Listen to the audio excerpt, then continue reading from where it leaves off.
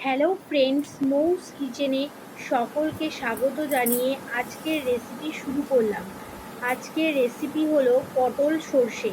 এই পটল সর্ষে করার জন্য আমি নিয়েছি 250 গ্রাম পটল, সামান্য জিরের গুঁড়ো, একটা গোটা কাঁচা লঙ্কা, পরিমাণ মতো নুন, হলুদ ও সামান্য চিনি ও পরিমাণ মতো সর্ষের তেল ও সর্ষে বাটা পরিমাণ মতো।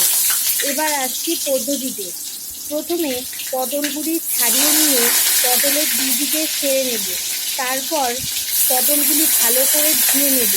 এরপর গ্যাসের ওভেন অন করে কড়াই বসিয়ে কড়াই গরম হলে কড়াইতে পরিমাণ মতো সর্ষের তেল দিয়ে তেল গরম হলে ধুয়ে রাখা পটলগুলি দিয়ে নুন হলুদ দিয়ে ভালো করে ভেজে ওর মধ্যে আগে থেকে বেটে রাখা সর্ষে ও জিরের গুঁড়ো দিয়ে সামান্য জল দিয়ে ভালো করে কষিয়ে নিয়ে একটা কাঁচা লঙ্কা দিয়ে আরও কষিয়ে নিয়ে সামান্য চিনি দিয়ে নেড়ে সামান্য জল দিয়ে কিছুক্ষণ ফুটিয়ে নিলেই তৈরি পটল সর্ষে।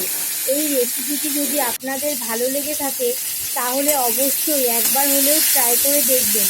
মৌস কিচেনে সকলকে স্বাগত জানিয়ে আজকের রেসিপি এখানেই শেষ করলাম।